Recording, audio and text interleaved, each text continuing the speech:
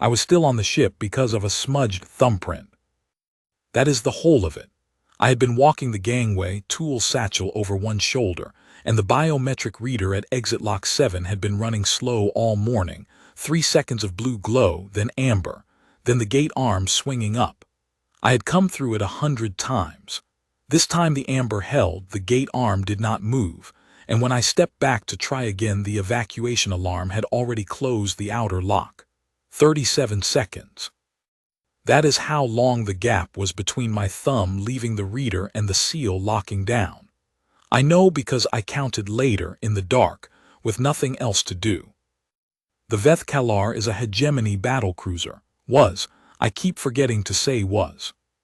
She ran 2.5 kilometers from bow to thruster nacelles, 12 decks, a complement of 460 during active deployment. During the refit cycle, which was what we were in when this happened, the crew dropped to a skeleton watch of 4 soldiers to monitor systems, log nothing, and wait for the refit team to return in 36 hours with replacement cooling coils for the forward gun array. The rest of the crew were on outpost Thesek 9, spending their refit leave the way military personnel everywhere spend unscheduled leave, badly and noisily. The contractors had gone too. My crew, 6 of us, civilian maintenance, had been ferried off before the skeleton watch settled in, or 5 of us had. The automation logged me as departed because someone on the dock had signed the release form with my employee number already checked, and when I didn't swipe out cleanly, the system simply assumed I had gone with the rest and updated my status to OFFSHIP, departed at 8:47 station time. I found out about the form later. At the time, I only knew the gate arm had not moved and the outer lock was sealed, and there was nothing outside the viewport except the slow gray flank of Thesek 9 pulling away as the Veth Kalar moved to refit anchorage. I sat down on the gangway floor with my back against the wall and ate half a nutrition bar from my satchel while I thought about it. The first thing I thought was, someone is going to be annoyed about this. Specifically the docking coordinator on Thesek 9, who would have to log a missing contractor and file a retrieval request, and the retrieval request would generate a Form 7R from the Hegemony Procurement Office, which took 11 working days to process even under priority flags. I had filled out a Form 7R before, or rather I had watched my crew chief fill one out when a colleague of ours was briefly detained for using the wrong access corridor on a hegemony installation. 11 days, during which time the hegemony's position on me would be en route, processing delay, and my position would be sitting on a warship with 4 alien soldiers and no one who knows I am here. The second thing I thought was, I should tell the watch crew. I thought about that for maybe 90 seconds. The watch crew on a skeleton refit cycle is not there to handle civilian contractors. Their standing orders during refit anchorage are defined and narrow. Monitor systems, maintain lockdown, permit no unauthorized access, log anomalies for the refit team. An unauthorized human aboard during lockdown is an anomaly. The hegemony's response to an anomaly during a security lockdown on a military asset is also defined. Detain and secure. They would lock me in a hold for 36 hours, generate their own paperwork, and I would have a Form 7R plus a Form 14M, detention of non-hegemony national on military property during lockdown period, waiting for me when I finally made it back to the contractor processing center.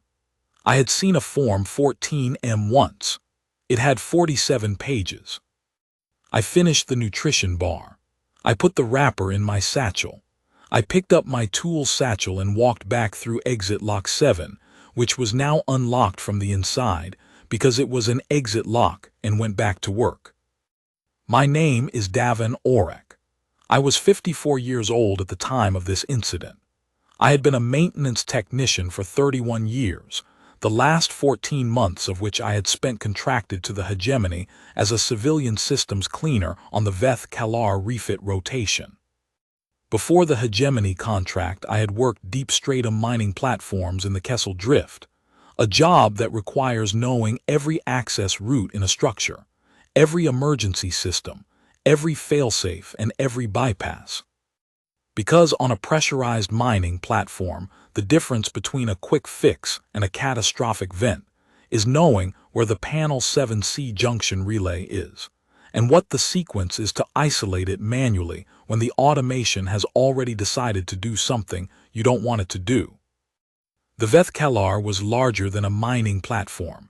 It was better lit, more climate-controlled, and significantly better stocked. But the principle was the same. In 14 months, I had cleaned every maintenance crawl on all 12 decks. I had run my electrostatic mop down every relay corridor, pulled every access panel to check the contacts behind it, logged every anomalous vibration in every conduit junction, and manually verified the grounding on every secondary power distribution node. I had done this because it was my job. I had retained all of it because I had worked in structures where forgetting a layout gets someone killed. On platform Serana 6, the junior technician who couldn't find junction C7 in the dark during a partial seal failure was the reason a man named Korvath had a prosthetic left hand. Korvath himself told me this on my third day on Serana 6, while showing me the route to junction C7. He told it without any particular emphasis, the way you tell a new person something that is simply true and useful. I found junction C7 in the dark every time after that, until I transferred off Serana 6 3 years later. 14 months on the Veth-Kalar was not enough to make me forget that principle, which is that a structure will test your knowledge of it eventually, and the test is rarely scheduled.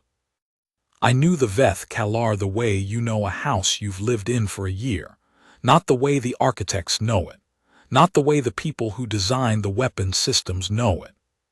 The way a person knows a house, where the floor creaks, where the cold spot is, which door sticks in the humidity cycle. My tools were in the satchel. I had a full kit, hex drivers in 5 sizes, the electrostatic cleaning brush set, 2 spools of replacement filter medium, the descaling solution in its sealed applicator, a signal probe for checking continuity in relay contacts, a spare tablet stylus, 4 nutrition bars as of that morning, 1 already half-eaten, and approximately 1.5 liters of water. I had more supplies in the maintenance store's locker on Deck 8, to which I had a contractor key. I was not going to starve. The first thing I did was finish my morning schedule. That sounds like a strange thing to say, but it made sense at the time and makes sense now. I had a schedule. The schedule was my job. The reason I was on the ship was the schedule, and the schedule did not stop being my schedule just because the evacuation roster had misfiled me. The coolant line access panels on Deck 4 were due for service.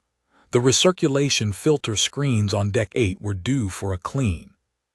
The contact check on the relay corridor between frame 22 and frame 35 on Deck 3 was overdue by 2 days because I had been pulled to assist with a secondary issue on the gun deck and hadn't gotten back to it.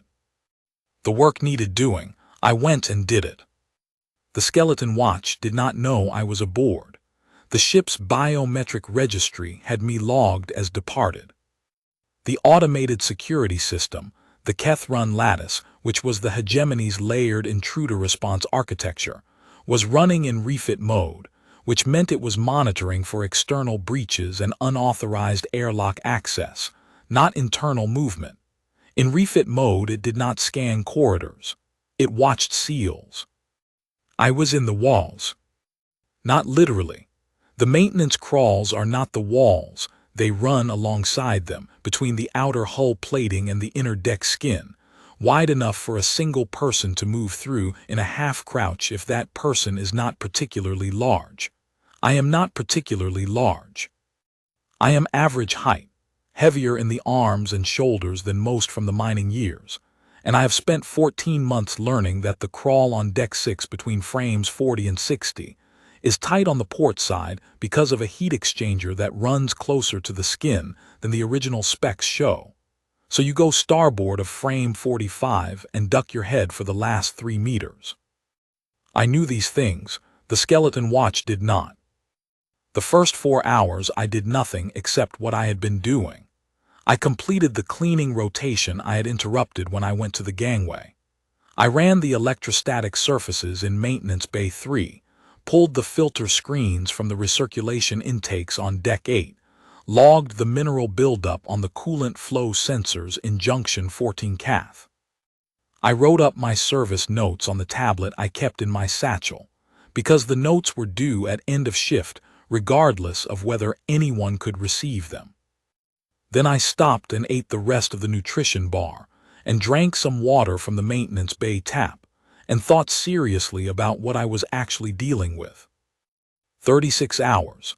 The refit team would return in 36 hours, 29 of which were left.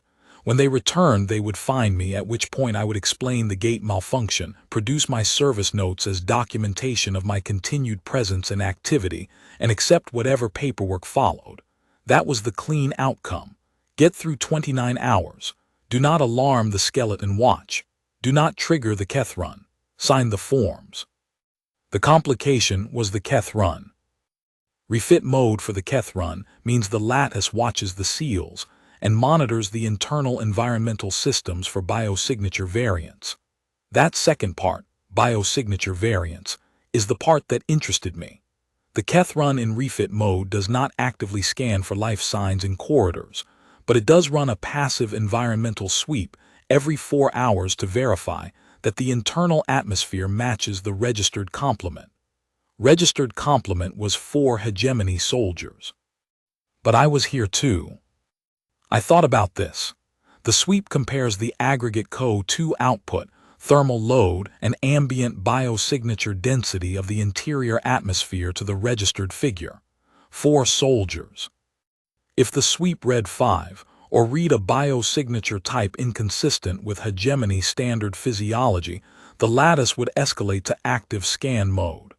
Active scan mode means it starts looking, and it would find me. I pulled up the Keth run maintenance manual on my tablet. I had the manual because I had been responsible for cleaning the physical sensor nodes and had needed the documentation to identify them. The manual was in hegemony standard script, which I can read passively after 14 months of being required to navigate hegemony systems. I found the section on refit mode sweep parameters and read it 3 times. The sweep ran on a 4-hour cycle, averaging biosignature readings over a rolling 90-minute window. It compared the averaged reading to the registered complement figure within a tolerance band of plus or minus 12%. 12% of 4 was 0.48. I could not be less than 0.48 of a person. But the important part was the averaging window. The sweep was not a snapshot. It was a rolling average. That meant if my biosignature contribution was present for only a portion of any given 90-minute window, my contribution to the average would be diluted proportionally. I needed to spend no more than roughly 40% of any 90-minute window in spaces the sweep sensors could reach. The sensors were the nodes I had been cleaning for 14 months. I knew exactly where each one was. I got out my service log and drew a map. The Keth run sensor nodes on the Vethkalar were installed at corridor intersections and in occupied spaces, crew quarters, the bridge, the weapons monitoring station, the mess. They were not installed in the maintenance crawls. The crawls were maintenance infrastructure, not crew space. The hegemony's Keth run architects had not considered them worth monitoring because a person inside a maintenance crawl is presumed to be a maintenance contractor with appropriate biometric clearance. The nodes covered roughly 60% of the ship's internal volume. The crawls, the maintenance bays, the filter rooms, the junction corridors between hull sections, those were the other 40%. I had the run of 40% of a 2.5-kilometer warship, freely, without triggering anything. The other 60% I could pass through in measured intervals, keeping my aggregate below threshold. I made a schedule, 90-minute blocks, each divided between crawl time and open corridor time. I would move through the ship on the same patterns I always moved, the cleaning rotation, the maintenance rounds, because those patterns had been optimized over 14 months for efficiency. And efficient movement minimized the time I spent in sensor-covered spaces.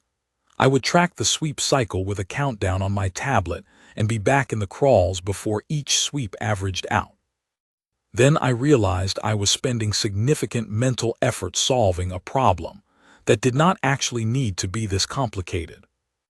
I was supposed to be doing my job. My job took me through maintenance crawls and junction corridors, with brief passes through crew spaces to service intake panels and conduit access points.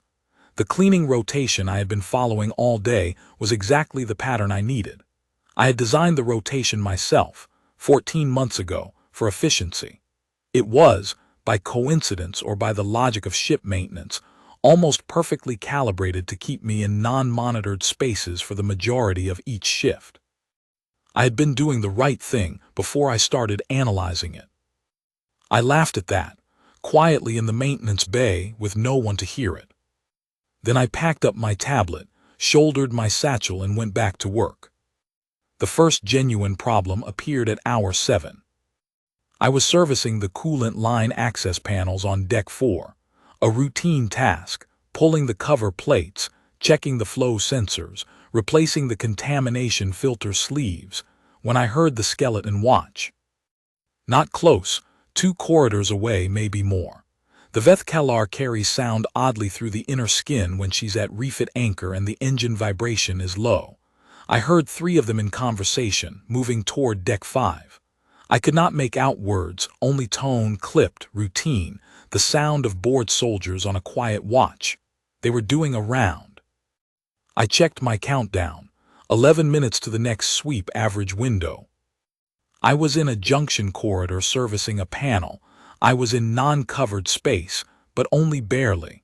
The corridor itself was between sensor nodes. If one of the soldiers came down this corridor, they would see me. I took the access panel cover off, set it quietly against the wall, and stepped into the crawl space behind the panel. It was not elegant. The crawl access at that point in Deck 4 is a half-meter square opening, and I had my satchel, and the satchel caught on the frame as I pulled it in after me. I worked it loose without noise and pulled the panel cover most of the way back into place from the inside, leaving a half-centimeter gap that I could see through if I pressed my face to it. The soldiers passed the corridor junction 2 minutes later. 3 of them, as I had guessed from the sound. Hegemony standard military physiology, tall, bilaterally symmetrical, the distinctive articulated shoulder ridge structure visible above their collar line. The shoulder ridges carry a lot of information, in hegemony soldiers especially. They shift and flex with mood the way a human face does, and in 14 months of working around hegemony personnel, I had learned to read them reasonably well. These 3 read bored. The ridges were relaxed, barely moving. They wore the watch uniform, operational gray, no weapons, which was correct for an internal refit patrol, and they were moving with the loose shuffle of personnel who have been awake too long and expect nothing to happen. One of them said something that made the other 2 make a sound I had learned was amusement. They turned at the junction and went toward Deck 5. I waited 3 more minutes. Then I pushed the panel cover out, climbed back through, replaced the cover, and finished the filter sleeve on the coolant sensor. I noted in my service log, 14:27 station time. Coolant line access panel D47 port. Filter sleeve replaced, flow sensor within spec, cover plate resecured. If anyone ever read my service log from that day, and eventually someone did, they would see an uninterrupted maintenance record with no gaps longer than the time it takes to service a panel. That was not something I had planned. It was just that my job needed doing. The second problem appeared at hour 14, in the middle of what would have been the night watch if I had been sleeping. I had found a reasonable place to rest in the maintenance bay on Deck 9, a flat surface between the secondary recirculation pump housing and the tool storage rack, out of line of sight from the access corridor, not within sensor coverage. I had been there for roughly 2 hours, dozing in the way you learn to doze on mining platforms when full sleep is a luxury. not fully under, aware of ambient sound, ready to be awake in a second if the sound changed. The sound changed. Not footsteps, something mechanical, the low throb of a system spinning up that had not been running before. I was awake and sitting up within about 3 seconds. I listened. The throb was in the deck, conducted through the structure, the way engine vibration conducts on a mining platform. I knew the sound profile of the Veth-Kalar's systems well enough to identify most of what I was hearing. Coolant pumps I could name by deck. Atmosphere processors I could identify by their cycling frequency. This was neither. I got my tablet out and pulled up the engineering monitoring feed that I had access to as a maintenance contractor. The feed showed secondary system status, not weapons, not navigation, not command systems, but the support infrastructure I was responsible for maintaining. I looked at the power draw column. The weapons maintenance charging system was drawing power. I looked at that for a moment, then I looked at it again. Then I cross-referenced the power draw against the system ID. The Veth-Kalar's forward gun array was cycling up. The forward gun array was the reason we were in refit anchorage. The cooling coils were degraded. The guns could not fire safely. The refit team was bringing replacement coils in 31 hours. Firing the guns on a degraded cooling system at full charge would, I pulled up the engineering specs I had downloaded for maintenance reference, would cause a thermal cascade in the coil housing at somewhere between 60 and 70% charge, resulting in a rupture of the primary coolant containment, which would in turn vent superheated coolant across the gun deck and the adjacent structural bay, which was deck 3, which was directly above where I was standing. The power draw was at 12% in climbing.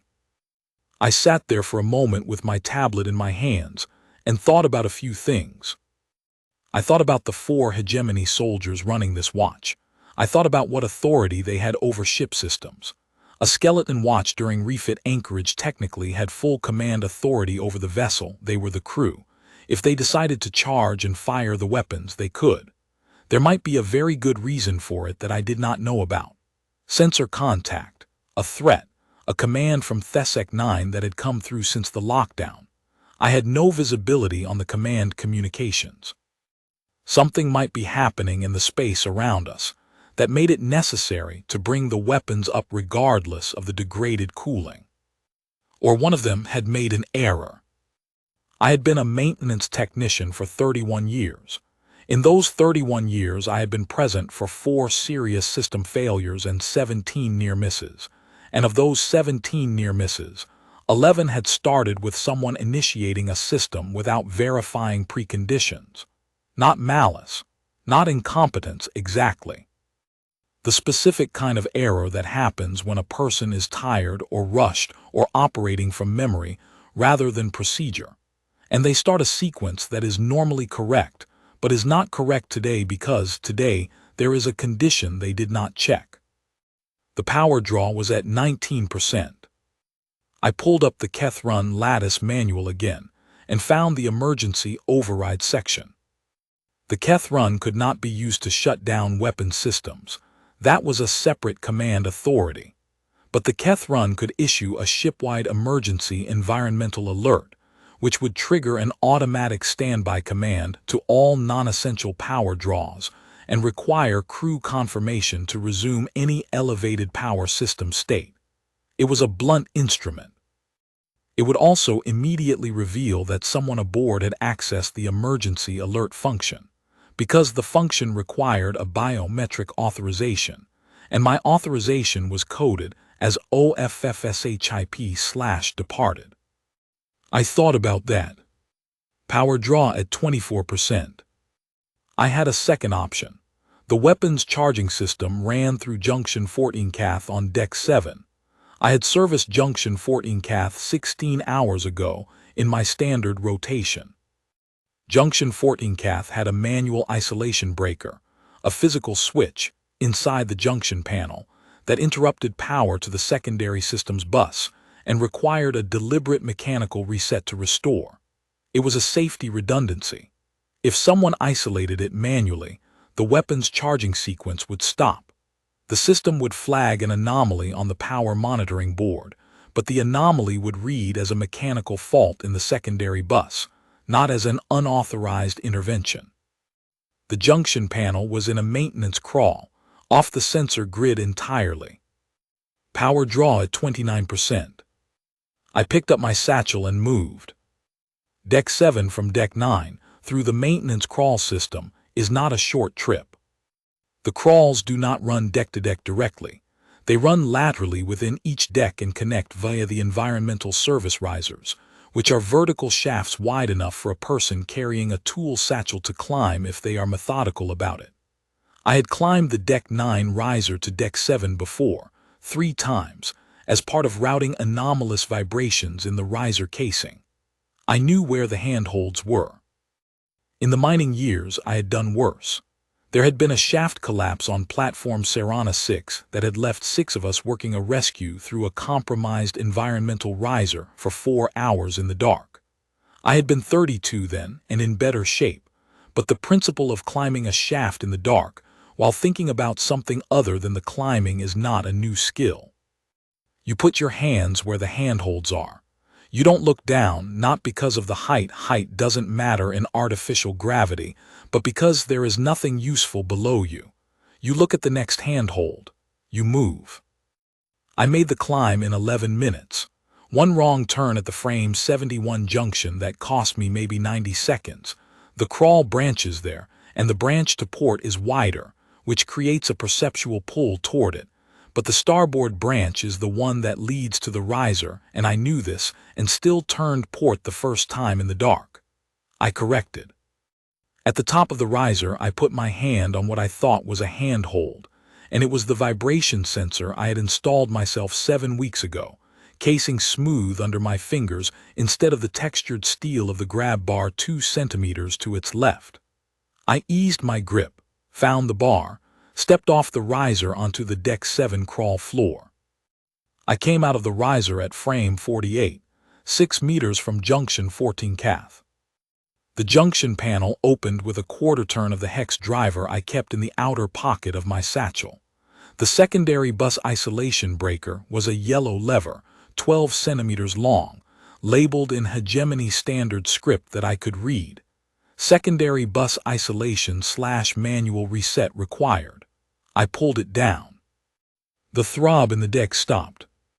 I sat in the crawl space next to the open junction panel for a moment and listened to the ship.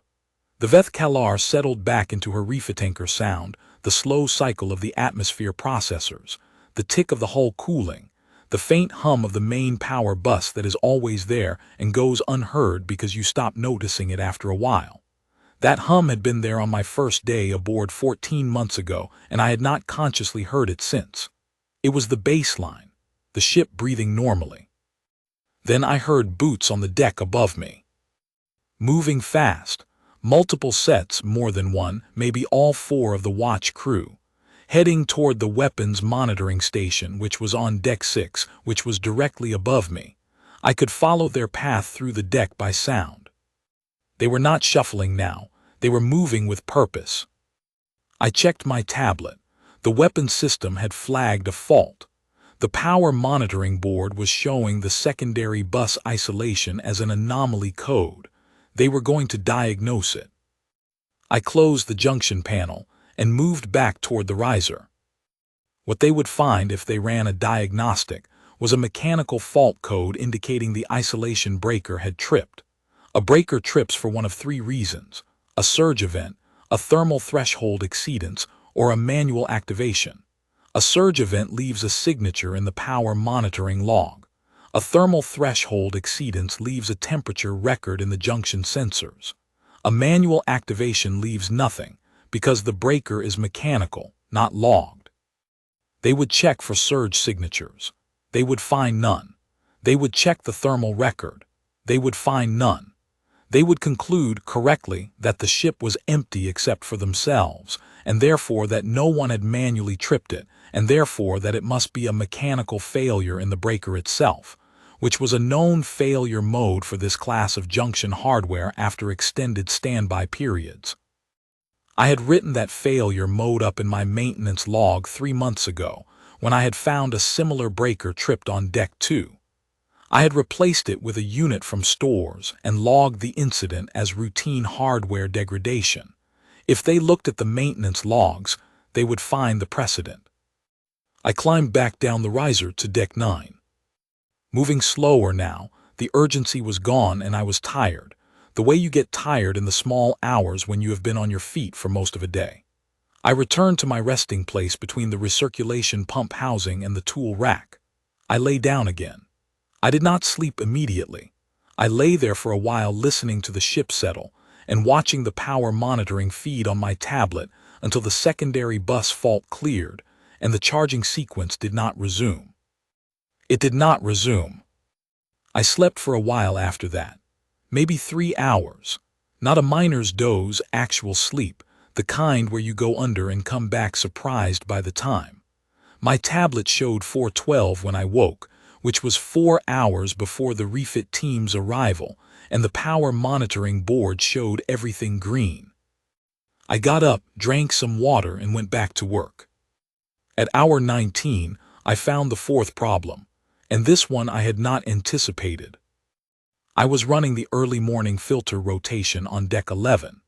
The filter screens on the upper atmosphere processors, which collect particulate from the recycled air, and need to be pulled and cleaned every 36 hours regardless of anything else.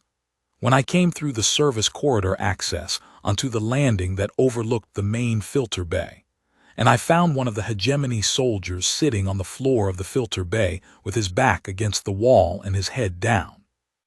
He was alone. He was not in a normal posture.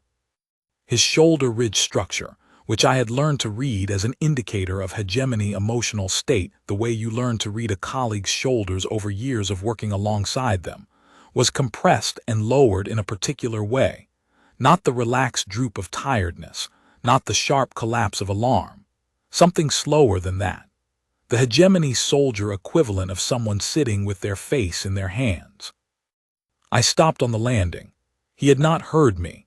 The atmosphere processors on Deck 11 run loud. That is partly why the filter screens need frequent servicing. The particulate load is high. The white noise of the processor fans is constant up there, significant enough that you develop the habit of checking over your shoulder on those corridors because you cannot hear footsteps. He had come here, I thought, because it was loud. Because you can be alone in a loud room in a way you cannot be alone in a quiet one. I stood there for maybe 30 seconds.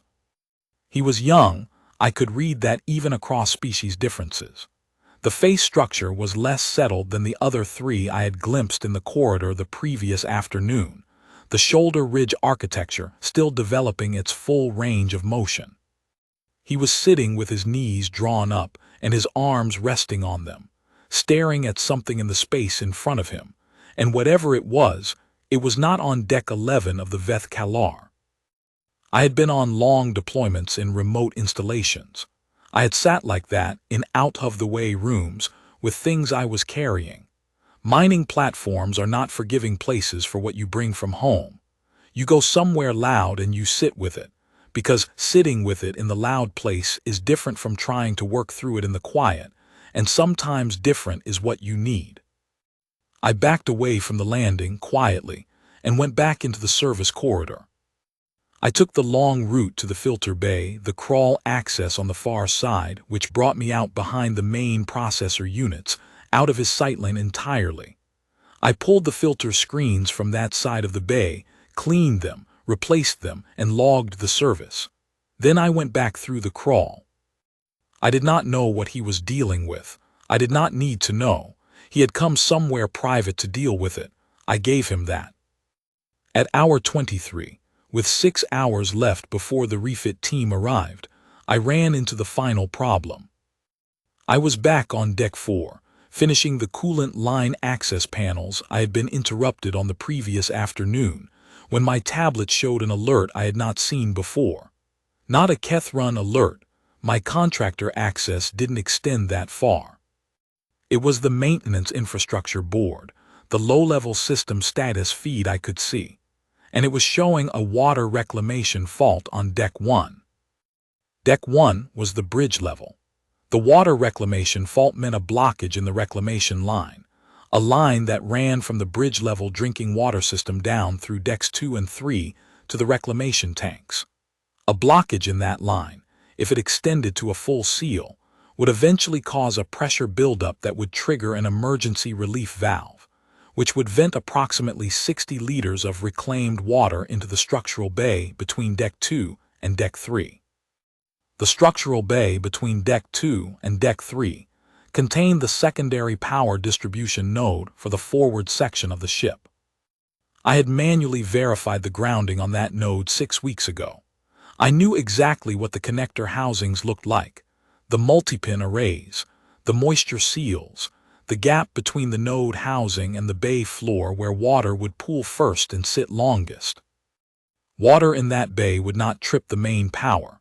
The node was sealed against incidental moisture, but it would seep into the connector housing seams over time, and a corroded connector housing in a secondary power node is the kind of thing that causes intermittent power faults for years after an incident.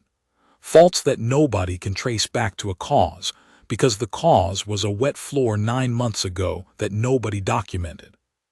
The maintenance documentation on the Vethkalar was already, in my professional view, a source of future pain for whoever maintained this ship. I was not going to add to it. I closed the coolant panel. I pulled up the reclamation line schematic on my tablet. The blockage point was showing as the junction between the Deck 2 lateral line and the main reclamation stack, a junction I had serviced. I knew exactly what was there. A check valve with a tendency to collect mineral scale around the seat, which I had noted in my log 6 weeks ago and flagged for descaling at the next scheduled service interval.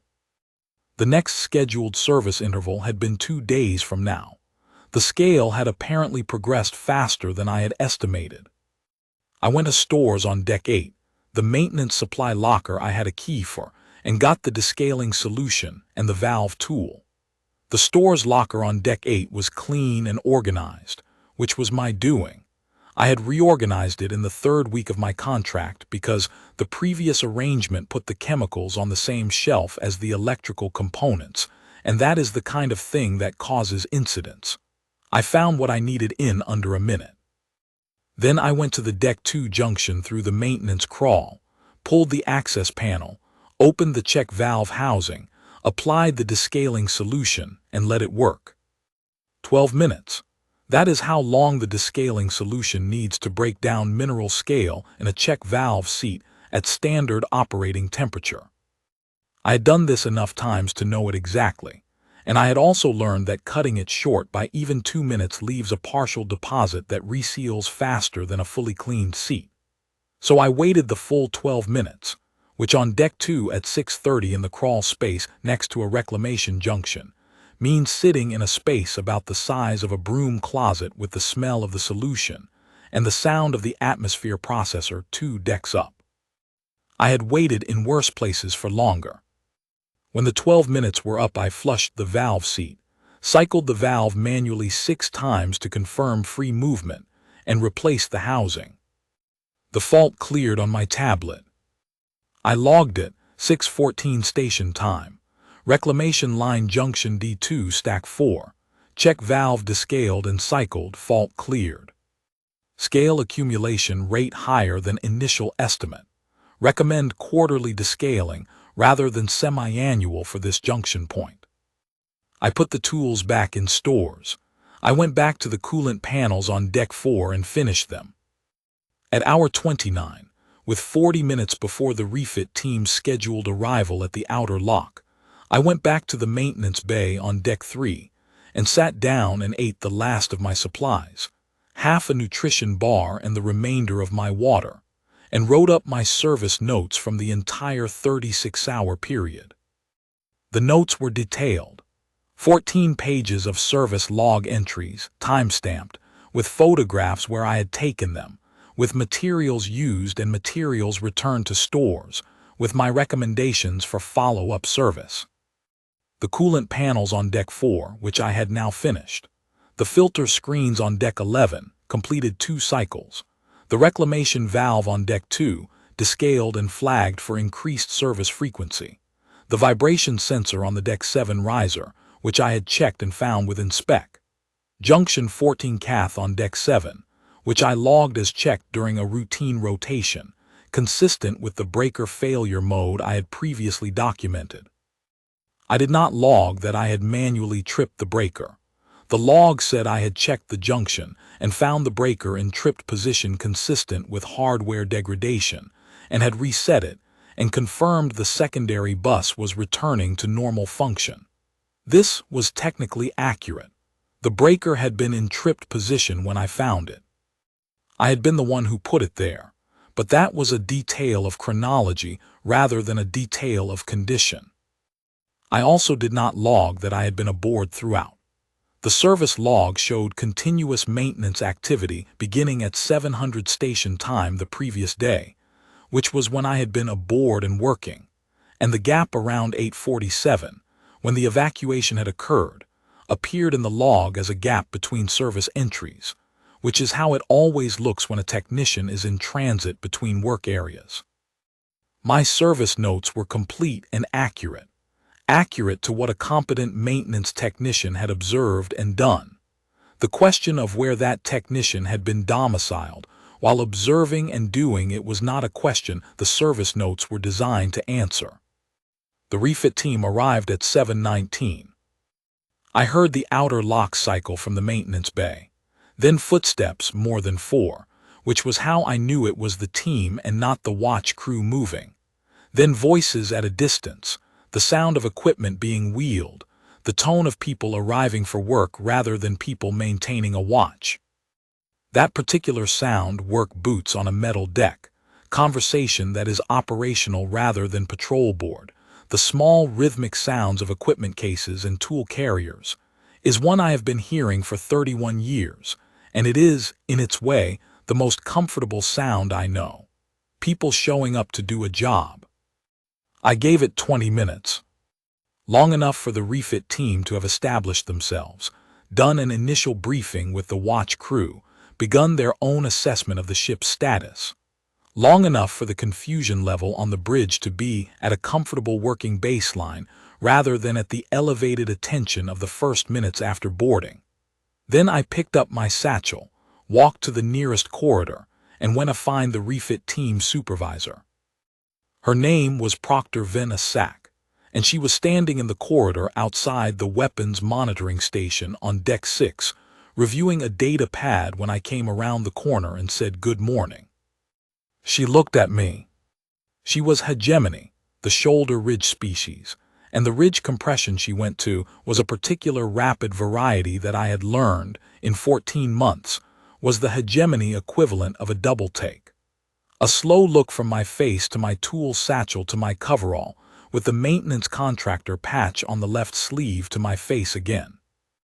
I had seen that same sequence of looks before, every time I'd shown up somewhere on the ship that a hegemony officer had not expected a human to be, and I had learned not to be bothered by it. I am usually somewhere people don't expect me to be. She said something in hegemony standard.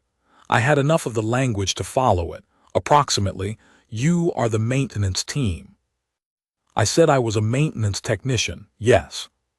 She said the maintenance team was listed as OFFSHIP/departed. I said that there had been a gate malfunction at exit lock 7 during the evacuation, and I had been unable to clear the outer lock before it sealed. I said I had continued my assigned maintenance rotation during the interval, and had completed a full service cycle. I offered her my tablet with the service log. She took the tablet. She scrolled through the log. The proctor's face was not easy for me to read. I was better at reading her shoulder ridge than her expression, but the ridge went through a few cycles while she reviewed the log. Neutral, then something I had learned to identify as concentration, then something I had not seen before on a hegemony face.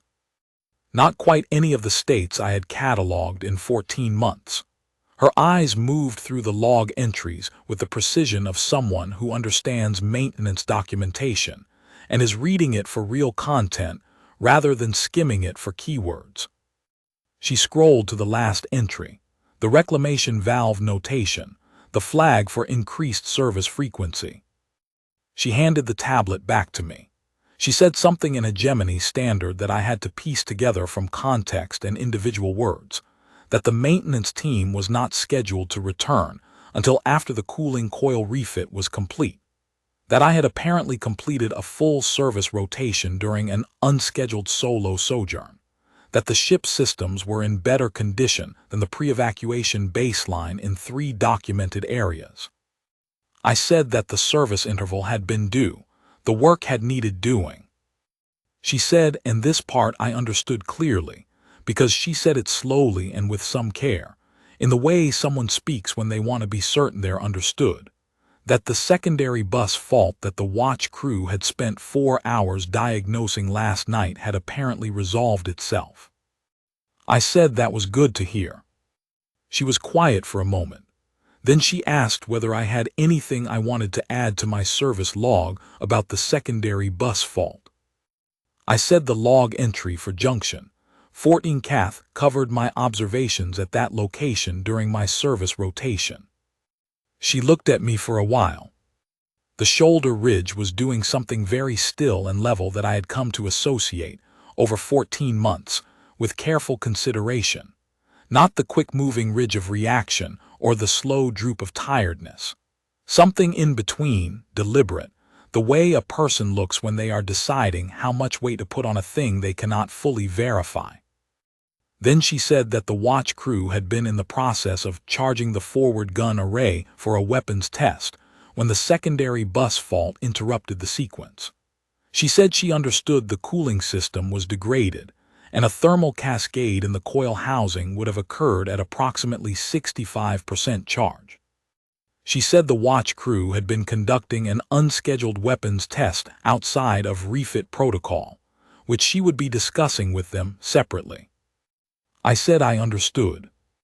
She asked again whether I had anything to add. I said, my service log reflects what I observed at each location during my rotation. I don't have anything to add to the log. She looked at me for a long moment. Then she said in Hegemony Standard, no, I imagine you don't. She handed me a Form 7R. She had apparently printed one while waiting for the refit team to arrive, which meant she had already reviewed the departure manifest before she came aboard, and had known before she saw me that there was a discrepancy. She said I could fill it out in the crew mess on Deck 8, and she would have a shuttle arranged to return me to Thesek 9 within 2 hours, after I had eaten something, because I appeared to have been working for approximately 29 hours, and she would not send a contractor back on an empty stomach. I said that was very considerate. She said it was standard procedure. I filled out the Form 7R in the crew mess on Deck 8.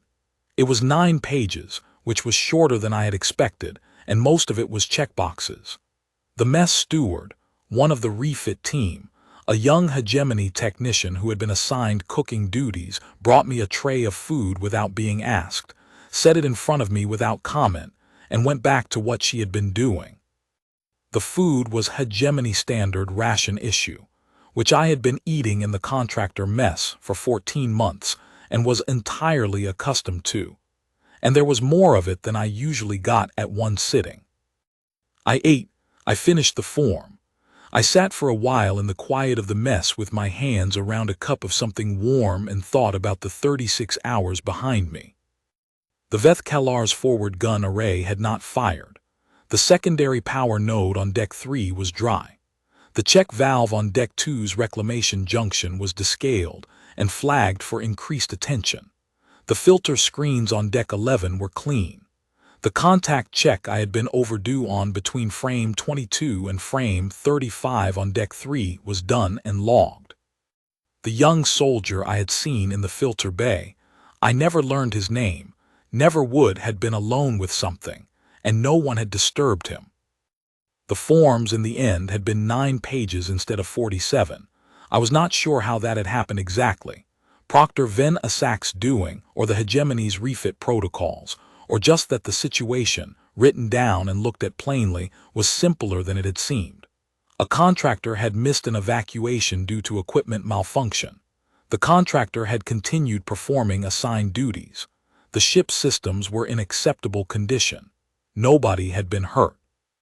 There would be a conversation at some level of the hegemony procurement structure about how a human maintenance contractor had spent 36 hours undetected on a military asset under lockdown.